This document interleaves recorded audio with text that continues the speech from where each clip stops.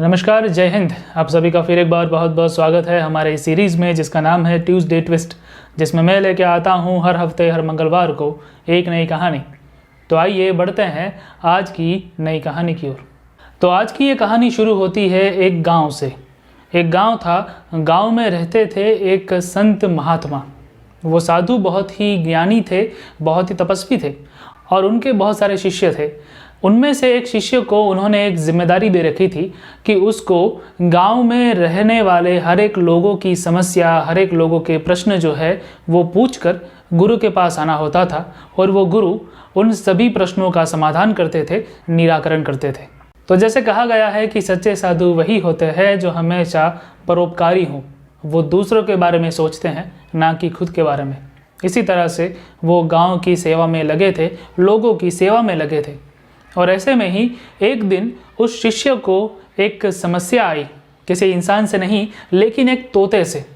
वो तोता कई सालों से पिंजरे में रहता था। उसके मालिक ने उसे पिंजरे में बंद किया हुआ था। अब उसे दूसरे तोतों की तरह, दूसरे पक्षियों की तरह खुले आसमान में उड़ना था।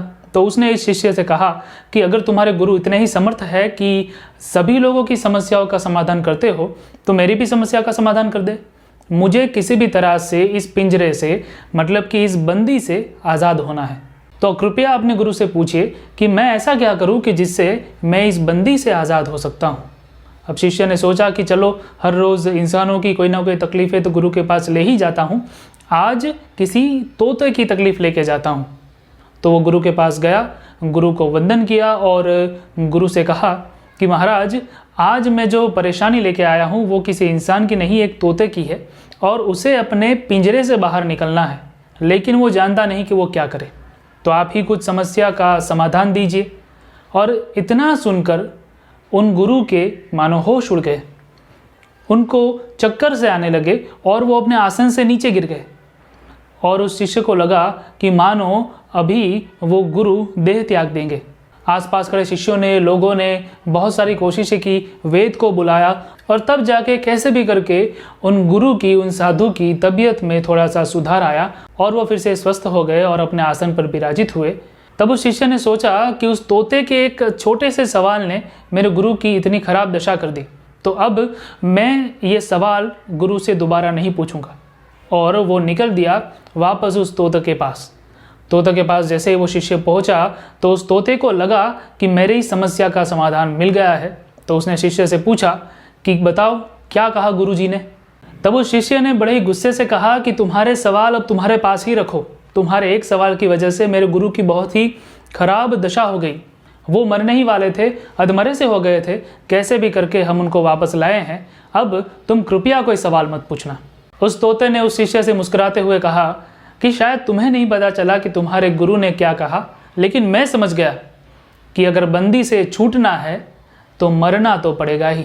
तो शिष्य थोड़ा सा अचरज में था कि ये तोता क्या बोल गया, लेकिन वो वापस अपनी गुरु के सेवा में चला गया। दूसरे दिन उस तोते ने वही किया जो उन गुरु ने उसको समझाया था और वो तोता नाटक करने लगा मरने का। अपने पंख फैलाकर और पैर उठाकर उसने अपनी सांसें रोक ली। अब जब तोते का मालिक उसको खाना देने के लिए आया तब उसने देखा कि तोता तो बिल्कुल हिल ही नहीं रहा था। उसने बहुत सारी कोशिशें की तोते को हिलाने की, लेकिन जब तोता नहीं उठा तब उस मालिक ने सोचा कि शायद वो तोता अब मर चुका है। इसीलिए उसने उस तोते को एक थैले में भरा और थैले में भरकर किसी सुनसान जगह पे जाके उसको फेंक दिया। अब तोते को तो बस इसी क्षण का इंतज़ार था। जैसे ही उसके मालिक ने उसे फेंका, उस तोते ने अपना नाटक बंद किया, अपने पंख जो है वो फड़फड़ाए और वहीं से उड़ चला खुले आसमान में। और इस तरह से वो तोता आज़ाद हो गया और ये बात उसके दिमाग में छप सी गई कि अगर बंदी से छूटना है तो मरना तो पड़ेगा ही। तो दोस्तों, ये थी आज की कहानी। अब ये कहानी हमें सिखाती है कि कभी कभी बंदी यानी क्या? बंदी यानी कि बुरी आदतों से या फिर बुरे ख्यालों से छूटने के लिए कभी कभी मरना पड़ता है। यहाँ पे मरने का मतलब मर जाना नहीं होता। मरने का मतलब है कि कुछ ऐसा करना जो अलग हो, और उसे करने के बाद ही हम कभी कभी अपनी बुरे आदतों से या बुरे ख्यालों से छूट सकते हैं। लेकिन उसके लिए ज़रूरत है एक अच्छे गुरु की, जिसको आज के ज़माने में मेंटर भी बोलते हैं। अगर आपके पास सही गुरु है, सही मेंटर है और उनकी बातें समझने की आप में क्षमता है, तो आप ज़रूर हर एक बंदी से, हर एक बुरी आदतों से छूट जाएंगे। ज़रूरत है तो बस उनकी बातों को समझने की और उनके कहे के मुताबिक मरने की, यानी कि कुछ ना कुछ करने की। तो चलिए, ये थी आज की कहानी। मुझे बताइए कि ये कहानी आपको कैसी लगी, और अगर पसंद आती है तो वीडियो को लाइक कर दीजिए और अपने दोस्तों के साथ शेयर भी कीजिए। सब्सक्राइब कर दीजिए हमारे चैनल को, क्योंकि मैं हर हफ्ते, हर मंगलवार को ऐसे ही अच्छी अच्छी कहानियाँ लेकर आता हूँ। मिलता हूँ आपको अगले मंगलवार को। जय हिंद।